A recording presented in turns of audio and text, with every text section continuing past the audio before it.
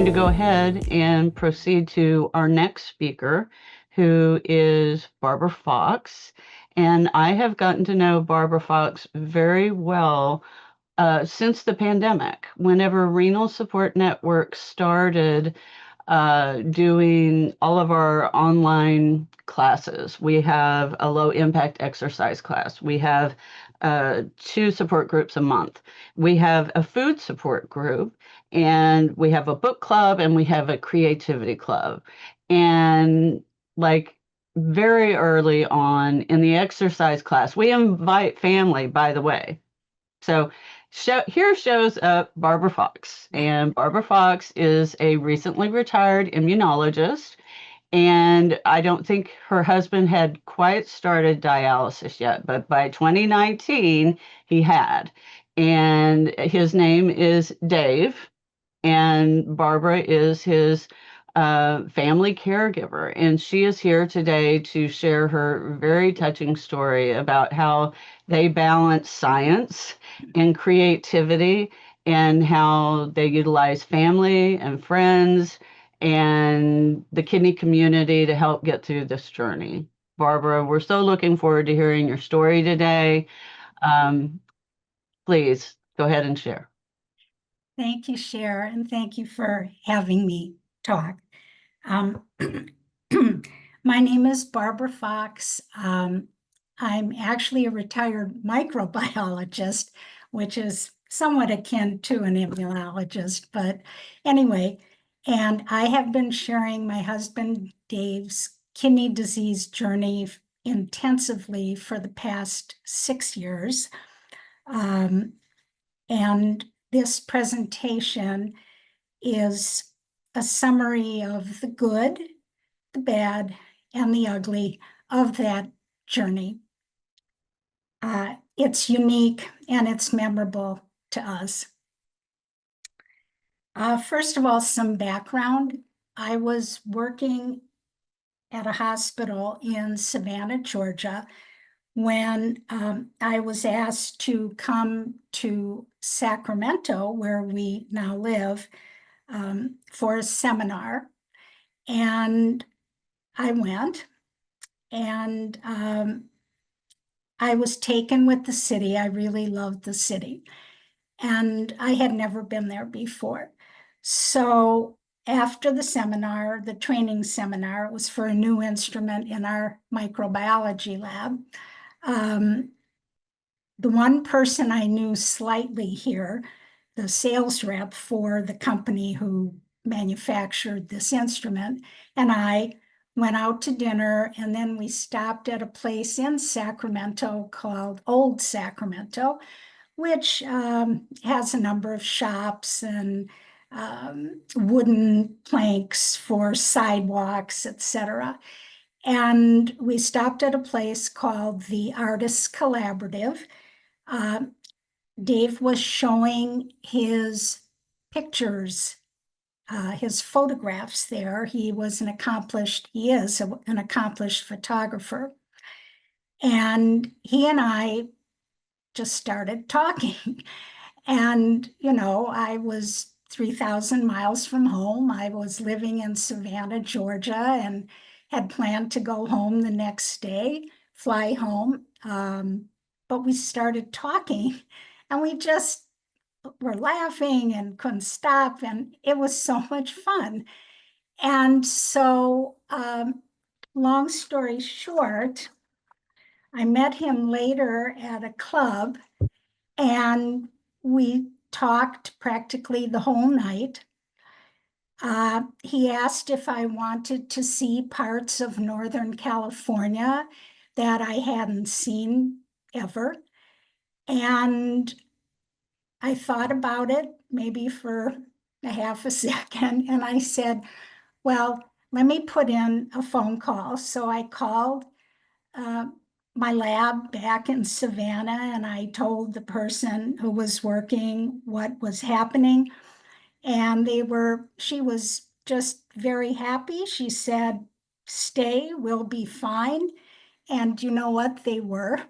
So I stayed for an extra 2 days on my dime at the same hotel.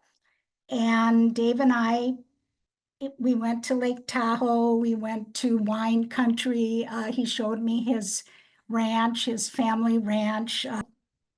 And what I learned during this early time was that Dave was sweet, funny, smart, and robustly healthy.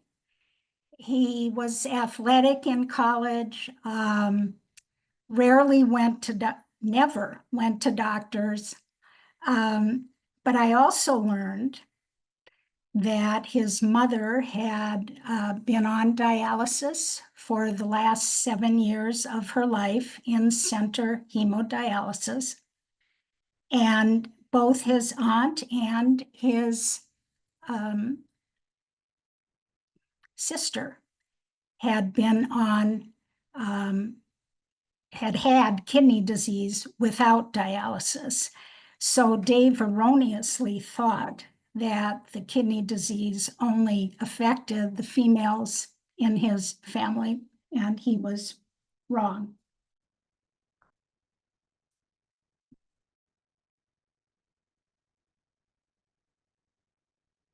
After we were married, I encouraged Dave to go for checkups occasionally, wellness exams, and he did. We started going.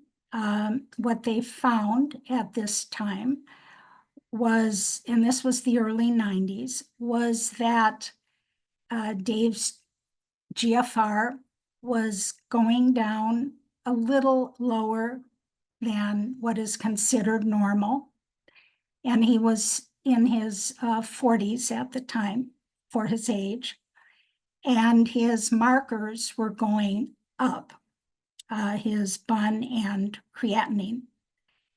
And we were going to a primary care physician at the time, and the doctor at that time wasn't particularly concerned, nor was Dave or I, but she suggested we get referred to a nephrologist, which we did.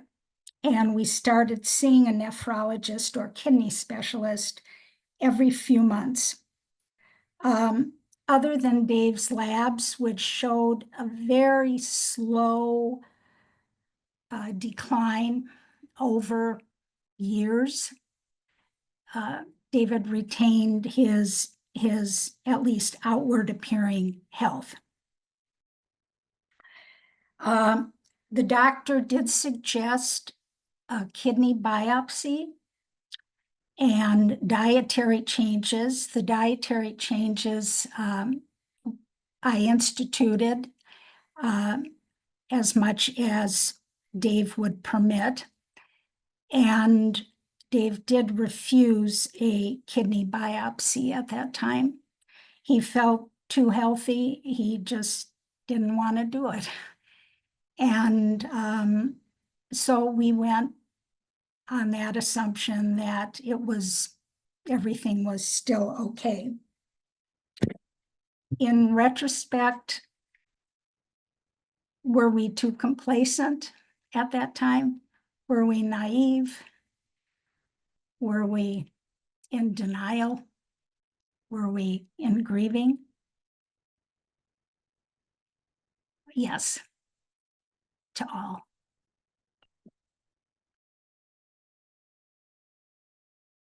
As Dave's kidney disease slowly worsened to stage 3 and then stage 4,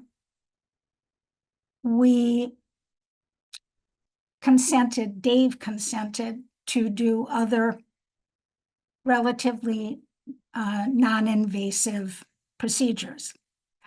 We had his veins mapped for possible fistula. We went to kidney education classes, Kidney Strong, etc. He had a sonogram, which showed one of his kidneys was indeed smaller than the other.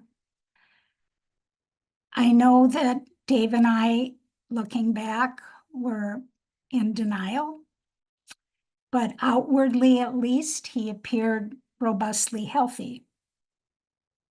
And we continued living our good and easy in retrospect life. We traveled extensively. We both worked demanding jobs. We saw friends and family anytime we want. And life was easy until it wasn't.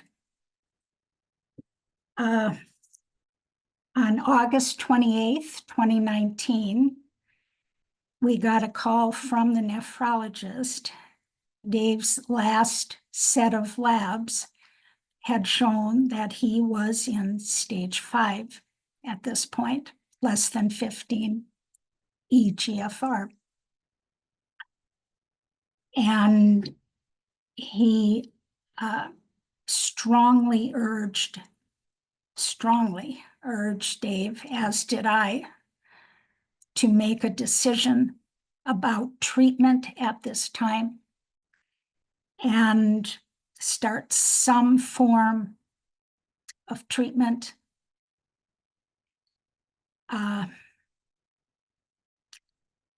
He didn't do it. We went around and around and around to different doctors. We went to vascular surgeons. We went to general surgeons. We had in-services with PD nurses at centers. We had tours of centers. I got Dave on we got him on a transplant list. He passed the evaluation rather handily at a major medical center here in the area. And Dave did not, could not, would not make a decision to start treatment of some sort. We went for second opinions. We went out of the area. Again, in retrospect, I look back, fear. He was so afraid of dialysis that it was a death sentence of some sort. And I can only push so hard. It's not my body or my disease, but I was witness to it. So when we got that phone call, our lives kind of changed. And we went into, I at least went into high gear.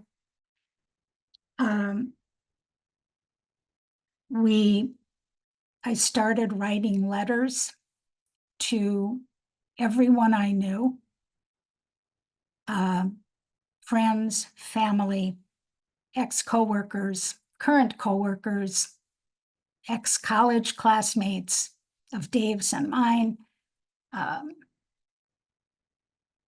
just people that I knew from exercise classes, acquaintances, explaining Dave's situation and how being a living donor is the best, would be the best option. We got a lot of commiseration, but no takers. I also started some online presence with Caring Bridge. We had a site where we did get a lot of hits, but again, no takers. I also, I was getting so anxious for Dave to start some sort of treatment. I even started the transplant process for living donors at the same major medical center where Dave is listed here in Sacramento. I started it. I was doing okay. I would have been their oldest living donor, at that time. when I started it. And Dave was adamant about me not going through with it, as were most of my loved ones. They just felt like I was already going through so much that it just would upset the apple cart at that point, because, I was the only person here who could take care of David. And so at that point, I stopped the process. Um, this process of going around and around to doctors, to finding reasons not to start treatment. He had pretty much rejected peritoneal dialysis at this point. He didn't want to bring his illness into our home, was his reason. It went on for 3 years. And from 2019 until the end of 2022, Dave was not on dialysis. He was on no treatment. And I was frantic.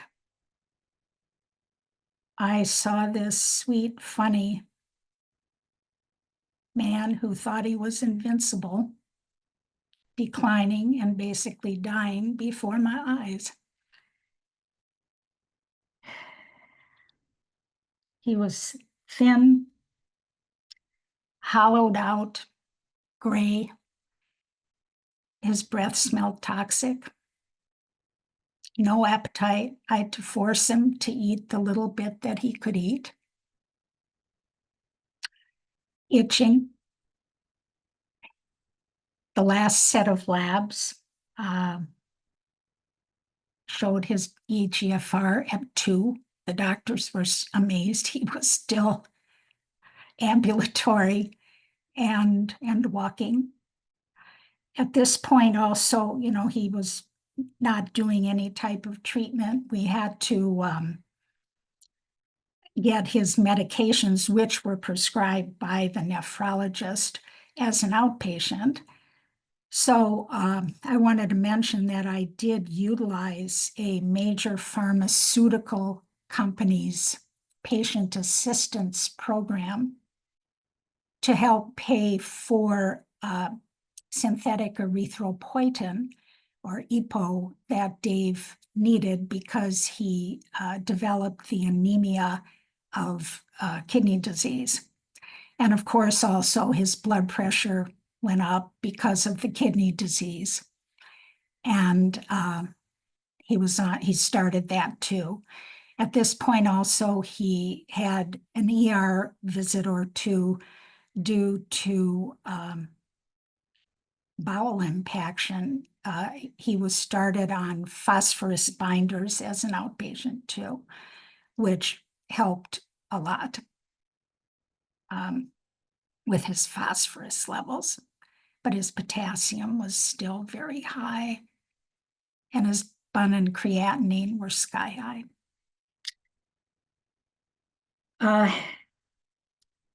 The turning point was an appointment, yet again, another appointment we had with one of the same general surgeons in the beginning of 2023. And I was in the room. I was basically crying. And the surgeon didn't even bother examining Dave again. He just said, "Mr. Casella, you're going to die, and very soon, within days, 2 weeks, unless you get a central venous line catheter put in immediately and you start treatment." That's when Dave relented. And he said, okay. And in 2 days after that, January 31st, 2023, Dave had a central venous catheter, CVC or catheter, inserted. It went well. And on February 12th, 2023, I accompanied Dave to his first dialysis treatment.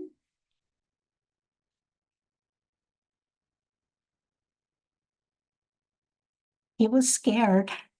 I was too, but they were wonderful. They were wonderful people. And they saw that we were looking around. We didn't know, here we were, being the patient instead of taking a tour and running out. I stayed with Dave, holding his hand part of the time for the whole treatment. It was shorter than usual. It was less than 3 hours. The flow rate was lower. He got a little dizzy. He got a little cold, but he was being treated.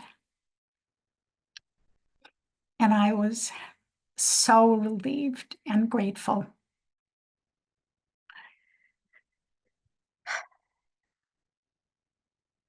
What I've seen since Dave has been treated. Oh, let me backtrack a little bit. Being a wife and and a microbiologist at that, I was not I was not totally comfortable with the central catheter, the catheter that Dave had for treatment. However, I didn't start bugging him about it. I was so thrilled he was getting some sort of treatment until weeks, maybe a month, 6 weeks later. But then I did. And I wasn't the only one to start urging, bugging, cajoling, pleading with Dave, who had and still has big, juicy veins on both arms, to get a more permanent access, a fistula or a graft. He wouldn't budge. Again, I feel it was fear. His mother had had a fistula. It had not worked well for her. She suffered infections with it, bleeding. She was hospitalized a number of times with infections. I tried to tell Dave the risk of infection is much higher with a catheter. It didn't matter. He said, I have it. It's fine. This is what I'm having. So this catheter has lasted for 2.5 years. And Dave shows no interest in getting a fistula or getting rid of this thing sticking out of his chest. Being a microbiologist, I've personally worked up central line infections. I know how insidious they can be with just everyday bugs or microorganisms, but that didn't matter. So he has kept this catheter. The bumps that we've had with the catheter, we've had a few. The first was a nurse at a different dialysis center. We lived for a number of years north of Sacramento after Dave got dialysis, the catheter inserted. And he came home one day after treatment. They usually bandaged it up, and it looked different to me. It looked lumpier, and there were syringe bottoms hanging out of the catheter bottom. And I said, Dave, this is bad. They left syringes in your catheter ports. And Dave looked at it, maybe for the first time. He said, oh, yeah, it does look different. See, he was trusting that the nurse knew what she was doing. So I ran with him back to the center. Luckily, it was open. And they took one look at these catheter syringes sticking out, took him back, took them out sterilely, cleaned them sterilely, flushed it, and correctly bandaged him up. I was very upset. I spoke to the nurse. She was so apologetic. She was taken off of the floor and retrained. I notified the head nurse of the center and his nephrologist, of course, and CMS in Washington of the incident. I felt it was, it couldn't happen again, and it hasn't. And for that, I'm grateful. Some other bumps with his catheter. It's fallen out of his chest twice. The first time was spontaneously. He was going to a treatment, and all of a sudden he looked down at his shirt, and there it was. It had just fallen out.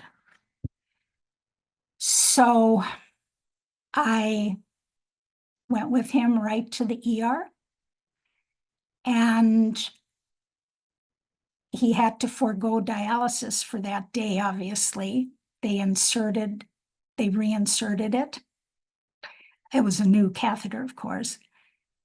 And we found out it had not been inserted deeply enough, i.e., correctly enough, this first time. The second time, about a year and a half later, was after our move back to Sacramento. It fell out of his chest. We went to the ER again. Dave didn't want to tell me right away. He was just so upset by it. But I need to know these things. And we went to the ER. It was inserted on the other side of his chest because this side had become rather occluded, which can happen. And it's been fine since then for the past year, a little over a year. Another thing that did happen, Dave came home and he was preemptively fired from a small part-time job that he had taken at a graphic design shop, family-owned, not high stress, because he was on dialysis. He had just started dialysis. The owner basically let him go, fired him, because the owner's father had been on hemodialysis and had not done well on it, became very fatigued, and couldn't do any work. So he was preemptively let go. This was hard for Dave because it was keeping him busy. And you can see he was going through all that he was going through, but he still had it in him to be a productive member of society. And I applauded him for that. We had no legal recourse because the company was less than a certain number of employees. So it wasn't covered under ADA rules. So that's what happened. What I've seen in these 2.5 years that Dave has been on his catheter with in-center hemodialysis is a stronger man, a healthier man, a man with pink cheeks, with an appetite. He still gets fatigued, which is normal after treatment and for his 2-day break. He can still teach photography, which he does. We can go out with friends and family. We can take little trips, day trips. What we do find difficult with in-center hemodialysis is traveling to see my loved ones, my family, around the holidays, because Dave needs a chair and they live in a smaller community with only one dialysis center. And we have tried 3 or 4 times to get him a chair, and there just was no room. And there wasn't, this is kind of rural Kansas, so it's rather hard. But they come to visit us, and we will attempt to go at off holiday times. The latest bump in Dave's and my journey happened about 4 months ago. One Saturday evening, Dave had come home from dialysis. He has Tuesday, Thursday, Saturday. And, he was through with dinner. I was planning on going for a walk, and my phone rings out of the blue. Hi, this is the Major Medical Center Transplant Department.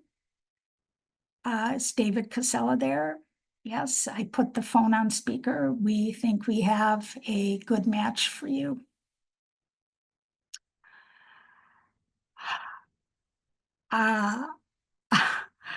I can't tell you. I started uncontrollably trembling. This was 5 years, 2.5 on dialysis, over 5 years, and 3 in kidney disease.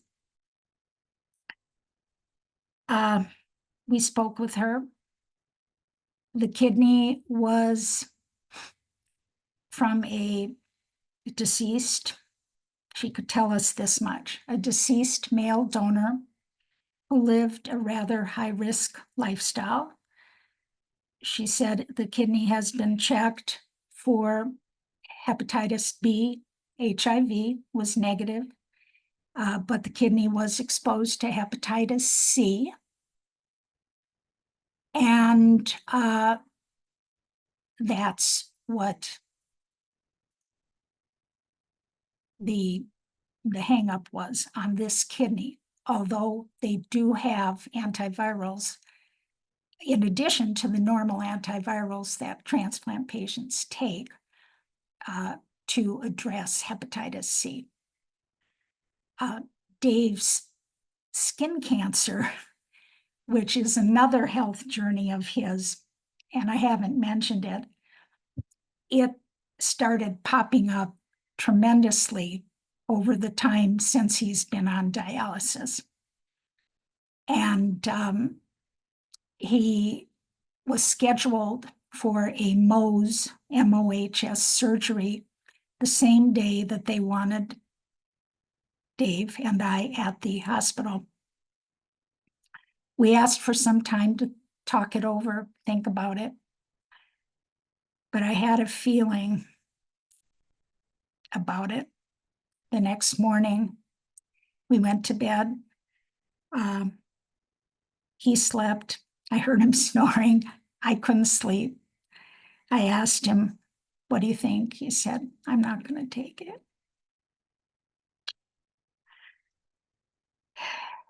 He didn't want to upset his skin cancer